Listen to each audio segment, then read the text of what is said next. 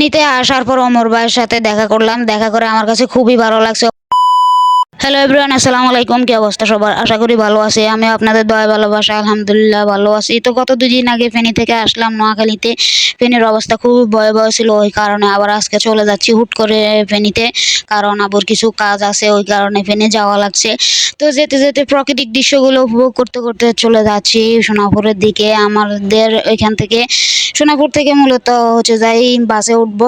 তো এটা হচ্ছে আমাদের লেঙ্গা দোকানের মাঠ, মানে আমাদের গাজীর খাওয়ার পরে লেঙ্গার দোকানের মাঠ। এখানে ফুটবল খেলতে আসতাম, ক্রিকেট খেলা হয়তো এখানে। এখন বন্যার কারণে প্রচুর পানিও জমে রয়েছে এখানে, দেখতে পাচ্ছেন। তো আসার পথে দেখতেছি যে এখানে মানুষজন খুবই ভালো কাজ করতেছে। এখান থেকে ফেনা সরিয়ে দিচ্ছে এবং গাছ গাছরা এগুলা সরিয়ে দিচ্ছে, কারণ গায়ে পানি সরছে না, ওই কারণে পানিগুলো যাওয়ার জন্য পথ করে দিচ্ছে। তো এদিকের ভিউটা দেখতে পাচ্ছেন, বাংলা বাজারের এই পাশটা খুবই ডুবে গেছে, জমিনগুলো অনেক প্রচুর পরিমাণে পানি ছিল এখানে। এখন কিছুটা হলেও পানি কমছে মোটামুটি, তারপরও দেখতে পাচ্ছেন রাস্তাঘাট পুরো ডুবে আছে। তারপরে চিংড়ি চলাচল করতে, বিশেষ করে বড় গাড়িগুলো চলাচল করতে অসুবিধা হচ্ছে। দেখতে পাচ্ছেন আপনারা প্রচুর পানি এখানে।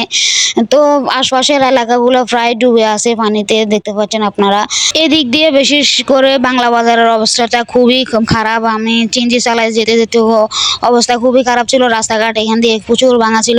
বাংলা বাজারের কিছু অংশ আপনাদেরকে দেখাচ্ছি। এটা হচ্ছে ওই যে দূরে এটা ছিল স্কুল। তো এখানে দেখছি যে ছাত্ররা কাজে লাগিয়ে পড়েছে, ফেনা পরিষ্কার করতেছে এবং হেফাজত ইসলাম, বাংলাদেশ হেফাজত ইসলামও কাজ চালিয়ে যাচ্ছে, দেখতে পাচ্ছেন আপনারা ফেনাগুলোর কারণে। এবং এখানে প্রচুর পরিমাণে ময়লা জমে আছে খালে, ওই কারণে পানিগুলা চলে যাচ্ছে না। পানিগুলো যাওয়ার জন্য রাস্তা করে দিচ্ছে এবং ময়লা আবর্জনা খাল থেকে সরিয়ে ফেলছে, না হলে তো পানি নোয়াখালীতে ভরে থাকবে। ওই কারণে ছাত্রছাত্রীরা খালে কাজ করার জন্য নেমে পড়েছে। তো আমার কাছে খুবই ভালো লাগছে ছাত্রছাত্রীদের কাজ দেখে, এবং হেফাজত ইসলামও কাজ চালিয়ে যাচ্ছে। আপনারা এখানে দেখতে পাচ্ছেন যে বাংলাদেশে হেফাজত ইসলাম এখানে পান বিতরণ করতেছে, বন্যায় ক্ষতিগ্রস্ত মানুষের জন্য খাদ্য সামগ্রী বিতরণ করতেছে হেফাজত ইসলাম। আমার কাছে দেখে খুব ভালো লাগছে। তো চলে আসছি ফাইনালি সোনাপুর। তো এখানে নামে কতক্ষণ আমরা ওয়েট করব, এখান থেকে ওয়েট করব, কিছু আমাদের জিনিসপত্র কিনা লাগবে, কারণ ফেনীতে তো সব কিছুর দাম বেশি।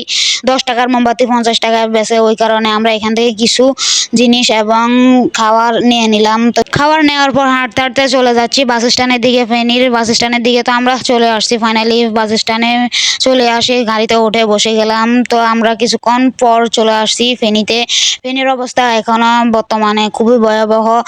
ফুলগাজী, পরশুরাম, ছাগলনাইয়া এদিকের অবস্থা আগের তুলনায় এখন ভালো আছে। আগে গলা অবধি পানি ছিল, ঘরবাড়ি প্রায় ডুবে গেছিল, এখন মাজা অবধি আছে মোটামুটি পানি। তো আমার কাছে খুবই খারাপ লাগছে আসে দেখি এমন অবস্থা।